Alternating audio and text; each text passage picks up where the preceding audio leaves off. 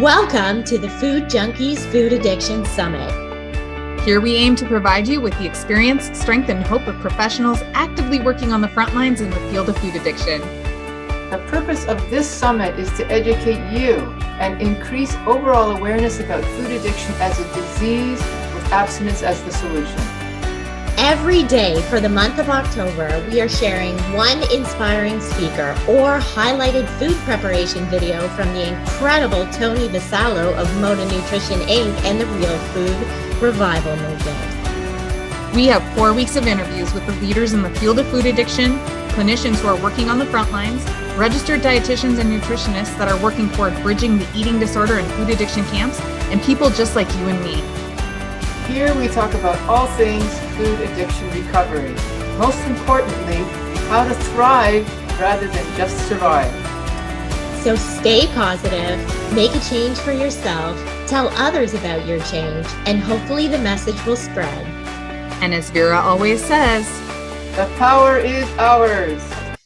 All right, we want to welcome today our very special speaker who needs no introduction, Dr. Vera Tarman. So Vera, can you please do a little introduction of yourself and, let us know what it is you do and talk about how food addiction has impacted your life.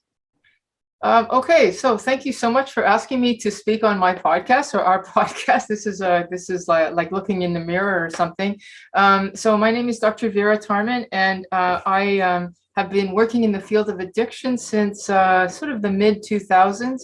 And although I've been very interested in the idea of food addiction for much longer, I became professionally interested probably in 2008 or something like that, when the first article from Nora Volkov came out in the American Society of Addiction Medicine Journal.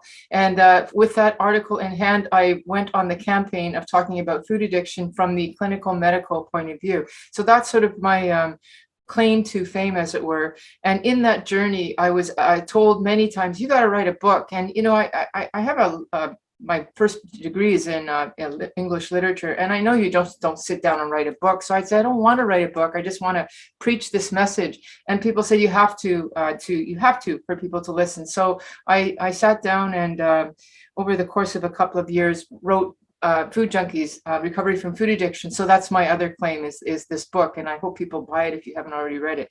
And in my journey of campaigning and crusading, that's my latest word, my crusading about this issue of food addiction, I have come across a number of different ventures. One, in fact, the international, I forget exactly what it is, Food Addiction International Training, something like that. And then I met you two, Molly and Clarissa, and the three of us together built this wonderful podcast, Food Junkies, which I think is another claim to fame that I'm just so thrilled by how it's going. So basically, I'm an addictions physician that has a personal interest in food addiction and a professional one, which is now, of course, it has to become a political one. So that's sort of the ultimate thing is to face down the food industry and get as many people united on that front. So that's me. And now I have to talk about my story, right? Everyone wants to know. Okay. So the thing about being around for a while is I just get so tired of my story. But in a nutshell, and many people have heard this or parts of this, my discovery about food addiction, like I said, professionally, was with Nora Volkov, who is, a leading figure in the addiction field. And she actually found out or teamed up with Nicole Avena, who we know very well. And it was her research actually that sort of started that journal going. But anyway, that's the first professional side. And then the personal side is that I, like so many other young women in their 20s, found myself struggling with food, with my weight, which now when I look at pictures, I think, what was I thinking? My weight was fine. Like, come on, Vera. And I would call myself terrible names, basically loathing my physical body, which now, as I said, when I look at it, it's basically the weight I am now with maybe another 10 or 20 pounds. But I just thought it was horrible. Morbidly obese and hated myself. So I did what everybody did, is I went on diets and a little bit is never enough. It has to be extreme. And so I did the extreme, what would now be considered fasting, which worked, and then it didn't work. So I ended up having an issue with weight, which then became basically an eating disorder issue. I became not exactly anorexic. See, we didn't have those words. This was in the 70s when I was in my early 20s. And just one second. Okay, sorry about that. In my early 20s, we didn't have those words, but I would now, if somebody came in and said the things that I said then, I would say, boy, that sounds like an eating disorder. And what ended up happening was I severely restricted and lost a lot of weight, to the point where I didn't have a period anymore, and I was tired and faint, and et cetera, et cetera. And then I thought I have to eat, and actually went to a hospital for help. They also didn't really know what to do because it was that early. And so it was sent home back to myself, and then ended up eating. And it basically was either binging or purging or restricting. And it was just nothing in between. It was one or the other. And the anguish of that was, very painful. So painful that I even went to a hospital and like an emergency ward, and said, I don't know what's wrong with me, but don't let me go home, because if I go home, I'm going to do this thing where I can't sleep because all I'm doing is thinking about food, or purging or eating. And I just can't do this anymore. And they didn't know what to do, so they sent me home. And I kind of went from that painful place, which lasted a few years. I did the geographical cure. In those days, people went traveling. So they went to India, or they went to England. I went to England first and then India, thinking that that would help me. I'd be so busy with the sights and the excitement and meeting new people that I wouldn't want to eat. Of course, that didn't happen. I just isolated in my hotel room and ate a lot.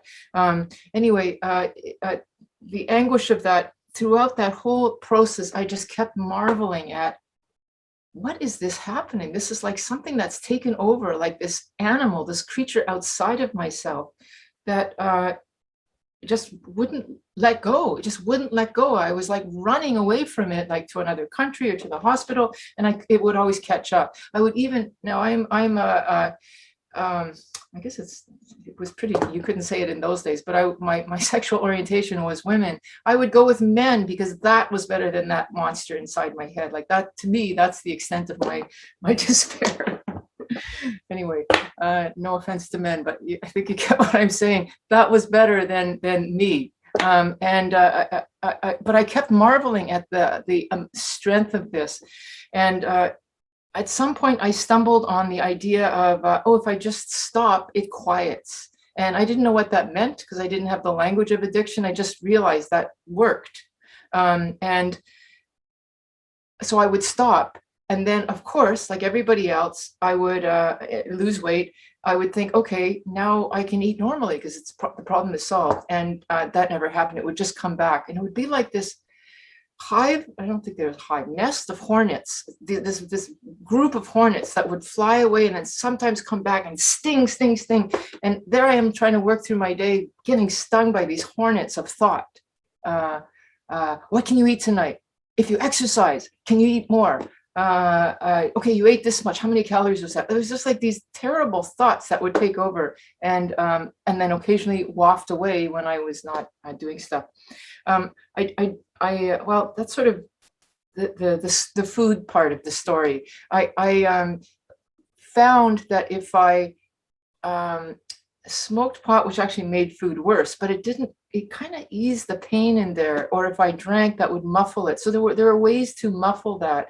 And so what I did eventually find out was, and I spent many years doing this, from that horrible time of running away from this hornets that's just running after me,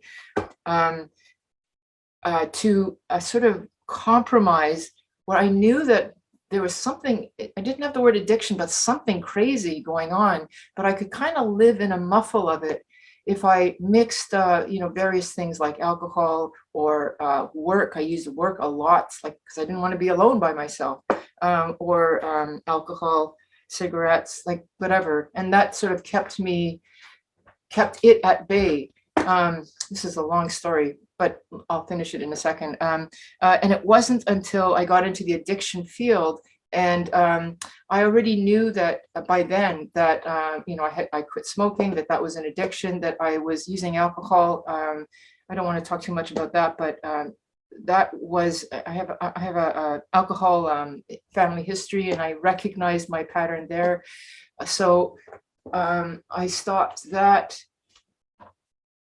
Anyway, when I started to understand the concept of addiction, it was about 12 years ago that maybe 14 years ago now, that I realized this is the same thing. Let's just call it that, and let's just do what I have to do, which was, I work in an abstinent model. Just stop the damn thing and stay stopped. And that made all the difference. So that since then, I have stopped sugar and not picked it up. And my biggest trial now for people who are always saying, how do you do that, is it's actually very easy. What's hard is living in a society that, that's one of my biggest troubles even today, is to live in a society and with this as a norm in my life. Like, I have to constantly tell people I don't eat sugar. I avoid people who push it on me, like that sort of. So it's the social thing that's the big issue. But I'm quite at peace with this. Once I got that it was an addiction, and then I'll just finish this. When I got that, that's when I discovered this article from Nora Volkov, because I would say it to people and they would just say, "Oh, don't be silly." When I had that article, it's like, no, this isn't me anymore. This is a paper. This is science, and I'm not going to be quiet anymore. And so that bolstered me up. Thank you, Nicole Avina, for your work, and it bolstered up my campaign. And that's the long answer to your question. That's a great story. And I think, you hit on some really important things there at the end where you were saying, that was the easy part. The hard part is living in this normalcy. It's all around us. Yeah. And so, we're wondering, what do you do every day for your recovery specific to the food addiction? Yeah, I discovered also that, I'm a pretty determined person, but there's something, I guess, because it's addiction, there's something always nattering in the back saying, aren't you taking this a little too far? Like, come on. And whenever I let into that, and there were voices in the community that would support that, but it was in my head too. Like, they said, come on, don't be ridiculous. Oh, you're not really an alcoholic. You're not really a food. Come on, it doesn't exist. And I would go, yeah, maybe they're right. So I found early on that I could not be left to my own devices. And even if I was left, it was a lot of strain, because I'd have to keep arguing with myself along with other people. Like, it's, even though I'm convinced, there's still that little sneaky creature in there that is looking to negotiate and argue and finagle their way out. So what I do every day is I have a very structured food plan. I found that if I stopped the debating and just gave it to something else, then I was at peace with the food. And the way that I found that was actually through a 12-step program. I was already introduced to 12-step through alcohol and loved it. I was, I knew about AA, for example, for a long time. And I don't think I'm supposed to talk about it, but anyway, was very snobbish about it, because I'm an intellectual and I don't these people are doing stupid slogans and whatnot. But actually, when I went and sat in the room and let the magic of it happen, I was like, oh my God, where have I been all my life? And so I was already open to the idea. And when I figured out, okay, I'm going to treat alcohol like I treated my cigarettes, like I treated my pot, like I treated my alcohol, I found such relief. And how I do that is by having somebody that I say what food I write it down, everything, all the time, no choices. Well, there's choices, but within a framework of food that I've designated as being safe, and tell that person, and that is, it's like I am a child when it comes to food, and this is my parent. And I know that sounds crazy, but it's just comforting, because that part of me will remain a child. It will remain a screaming, I want this, let me negotiate this. And we call it turning over our food, just makes it like, there it is, no more discussion, enough, time out, go away. And it does go away. So I have a personal plan that I rely on. And there are times when I think, oh, can I just leave that? Just so much work. Do I want to do all this stuff? You have to do all sorts of things aside from your food. control. And I think to myself, no, I don't want to be by myself, because that nest of hornets is not far. And it hurt like hell, and I'm not going there anymore. The fear of being on my own with my nattering hornet, whatever version of that food addiction, it's always there. At least if I feel it in myself. And I want the protection of a buffer of some sort of support. So support is a big thing. And the other thing that I do, I'm a real, like I said, crusader in this field, and put a lot of effort that's not paid for. I mean, my book has cost me way more money than I've ever made. We're doing our podcast. We're not getting any money. This is all passion. But, if I wasn't doing this, the same energy would be spent towards figuring out how to get food, figuring out how to sort it out, to negotiate it, to navigate the food thing. I would rather put my energy this way than that way. And one day I'll be a little, because I'm an intense person, and I'd rather put my intensity and my passion in food sobriety rather than food addiction, like the active version of that. And doing that, it's like Bill.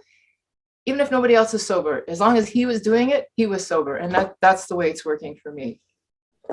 Oh, I love that so much, Vera. So you've been in the trenches and you've seen the starting of this. So what are your hopes for the future for food addiction treatment and recovery? The hopes, it's interesting because a lot of those hopes are now being realized quicker than I thought. There's the Facebook page, I'm Sweet Enough, Sugar Free for Life, which, by the way, if you haven't joined, please do. When we did the September Sugar Free Challenge, I was astounded by how many people said, yeah, let's give it a try. So each year we've done it. I've done it now 3 or 4 years. There's more people. So that's a sign that out there, people, if they're not quitting sugar, it's like the people who want to quit smoking, they quite haven't, but they want to, and I know they will eventually. So it's like the ball is rolling, even with people who are not part of us, our community, and maybe fall off the wagon, but we're always there. These are people that are I want to say normies. Nobody's a normie because we're eating in a bad environment. But even people that have no interest in addiction or 12-step or anything are saying, maybe we should quit sugar. And that change in awareness, that's just so exciting for me. I'm just so thrilled by that. That's one thing. The fact that we've got this podcast, which is doing so well, is another. I mean, some of my dreams are already coming true. What I would ultimately like to see happen, and it may even happen in my lifetime. Well, I mean, there's the professional one of I'd love to see the DSM-5 or 6 or whatever accept food addiction. That would be my ultimate goal. Because I get so many people who want treatment but can't afford it. But my personal goal would be that it would be just as likely if somebody comes in to a workplace with a sugar treat, that they have to go outside with the smokers.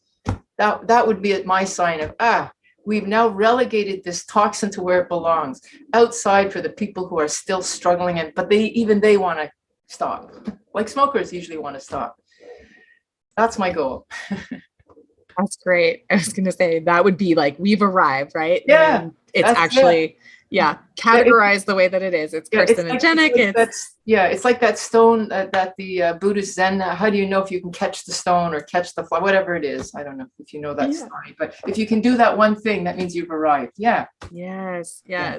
So having been in this profession for a while now and your own, again, professional and personal journey, what's something that you believed early on in your career that has now changed with years of experience? I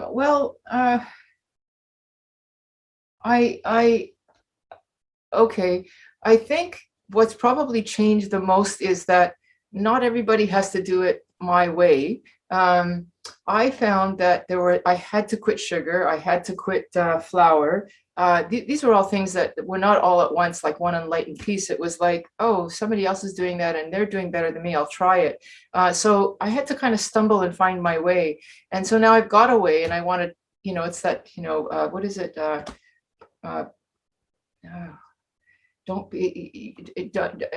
Don't be, I can't remember what promotion, not, what is the term? Do you guys know what it is? program of attraction rather than Yes, promotion. That's right. I want to promote. But I have to learn that people have to find their own way, and that my goal is to encourage that they come back and keep trying their own way. So that means that, and I'm learning that, but I mean, I'd like to just say, just do it this way because it'll work, but it may actually not work. And it may actually be, believe it or not, Vera, that not everybody is a food addict and can actually learn to moderate some foods. So there's a little, and that's not just with food, it's also with drugs and marijuana and, other things too. I have to learn, I think, to be a little more flexible about plans and have hope that it will work for them. And I'm doing that now, gingerly, but trying to be open. As you get older, you get fixed in your ways, and I don't want that to happen because then I'll lose touch. And yeah, so that's one thing I've learned. I don't think there's anything else at the moment. Yeah, no, that's so true, right? Is being open to seeing other sides of the street, which is, just actually makes us better clinicians and professionals in this space, and allows us to be heard more by a more general population who we're trying to reach. Yeah. So in your years of experience, outside of the toxic food environment that food addicts face every day, what's another number one challenge that you see individuals who have this disease that they face? I see sort of two big challenges. One, and I saw this in my professional work when I worked at Renaissance and we had the food addiction program, that the people who have food addiction, because it's the last frontier, they especially if they come in for treatment. And this was a 4-week inpatient program. They know they can't smoke pot, they can't drink alcohol, they can't do cocaine, which might have been controlling their appetite. They can't do those things. And the people who were there for those reasons still could eat sugar, but these people came in and they couldn't even eat sugar. And so the first, I don't know if it's obstacle, but issue is that people would come in with raw emotion, often of a traumatic basis, and we had nothing to mitigate or soften that, other than maybe medication, which is just not that powerful, unless you want to really zonk the person out. They have to deal now with raw, big emotion, and it's so I want to say there's more trauma. I don't think there's more trauma. There's just more raw trauma. And so anybody who goes into the field has to be prepared for that. If they're not going to work with it, they have to know what to do about it. And it's not that other addicts don't have that, or people with addictions have that. It's just that they have food food really does moderate stuff like trauma, because that's a low-key bubbling discomfort, and food is great at the low-key bubbling. It's not good at the huge stuff like somebody dies. It's good at I can't stand, I don't know, just that low-key depression and anxiety and unhappiness. So that's a big issue. And then, what was the other thing? What was the question again? Just what are some other big challenges that food addicts face? Got it. Okay. Yeah. So then the other big challenge, so that's a personal or clinician challenge. And then there's the political clinician challenge, which is that, well, then there's also the higher power thing. So, okay, let me jump to that, and then I'll get to the clinician challenge. So then the second thing that's a big issue in any addiction program is, like I see in the medical world, we're very focused on let's either stop or manage the addiction, but it's all about the addiction. And with food, because I mean, I'm not working in a clinical way. I'm working in a sort of more public community way, like with the Facebook group and the podcast and the book and whatever. That's only the first step. You got to stop. But now you have to live a life without food. And I think the only way to do that, especially if you're like me, which I'm sure we all are in some version, and have that sort of nattering monster in the back just waiting, I need a support system, and I need some purpose. So my support system is my group, my 12-step group and whatnot. And my higher purpose is like the mission, the crusade, as I was called once. And I think it's so appropriate. The crusader is my mission. And I think that people, when they come into food addiction, wanted to stop the food, but the idea of getting support, 'cause people don't want to ask for help. That's a real struggle. That this is not an individual thing. Please don't think it is. The food industry is bigger than you. Please, the food industry is bigger than you, and my addiction is bigger than you. And so to try to say I'm going to do this on my own willpower, and then not devote my life in some way to some kind of purpose other than me. I think it's just a short-term solution, and then you're going to go back into that hellhole. So convincing people to find some sort of support, long-standing, and some kind of higher mission, higher power, I don't care what, something other than me, that makes me be willing to trudge through life without food, the excitement of food. I need something else, and that is my higher purpose. And so trying to convince that to people. And I think that the people who are convinced are probably nodding their head, and they know, like I'm sure both of you guys are doing that. I know you are, and you're on the other side. So that's the obstacle. And then the final one would be, well, not the final, but the next one that I can think of is the professional angle, that we have to get more support.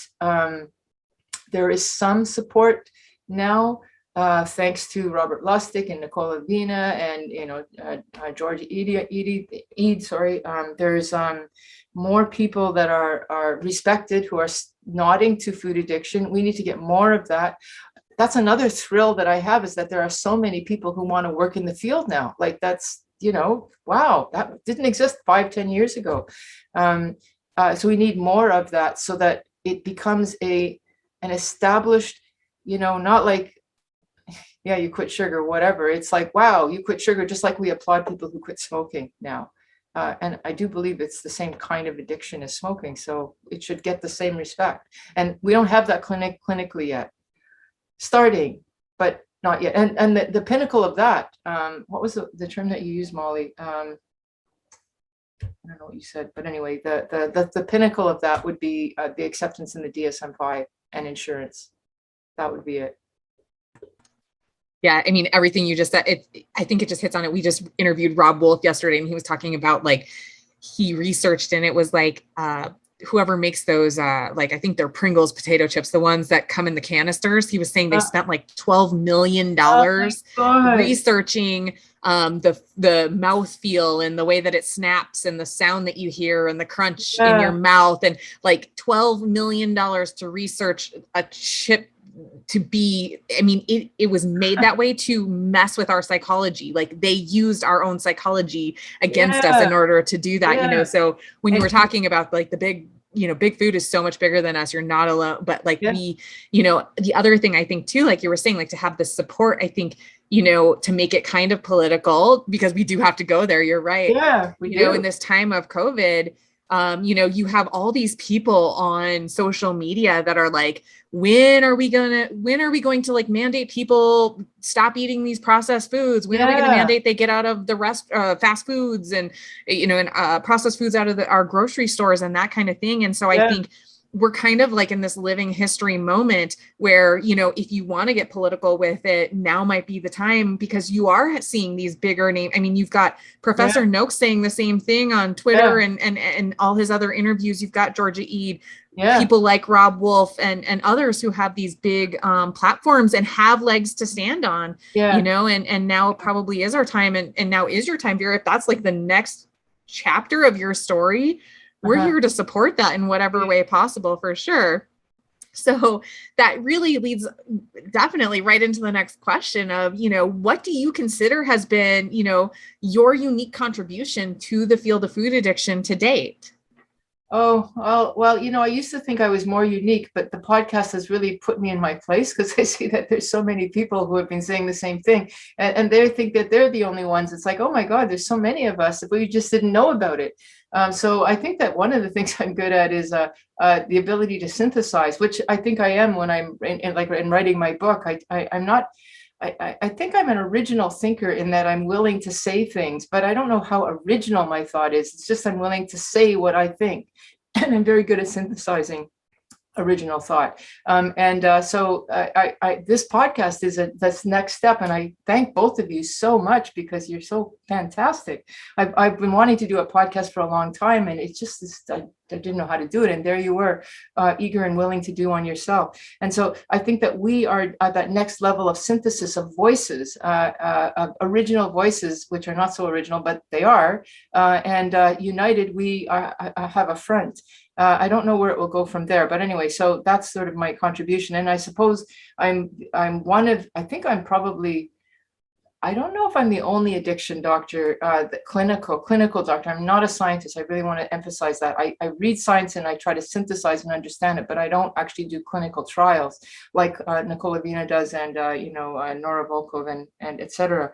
But in my clinical work, I think I might be the only addiction physician who really focuses on food addiction. And why I did that is because that was my story. And like so many of us, why are we in this field? Because we have our own personal story and we want to move, it's the engine that moves past the despondency and despair of every day.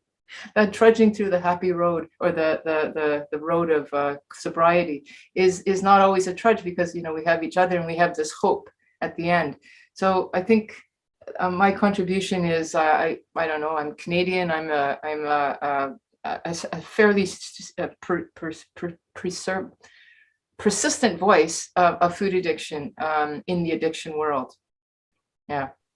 Yeah, no one could be more grateful for you sharing that food addiction in the treatment center than me, who finally heard what I needed to hear from you at Renaissance when I was there for alcohol, but food addiction was my problem. Yeah. And had we not collided like that, who knows where I would be today. So I am definitely forever grateful. Well, thank you. That's really pleasing for me to hear. Thank you. I wonder if maybe we can wrap this up with maybe sharing some of that hope for the individual who is just maybe starting this September sugar-free challenge. What was it like during those early days? How did you find that determination and like peace to keep going and keep trudging and keep trying on this journey? Yeah, one of the things I don't even know how long ago it was, maybe 10 years ago, I called a meeting in the community at a community center to say, for those of you who are interested in food addiction, join up. And there was probably a room full of maybe 15 to 20 people. And that was really exciting. But it didn't really go anywhere because we didn't have any teeth or something to put our teeth into. We wanted to, but we didn't know what to do.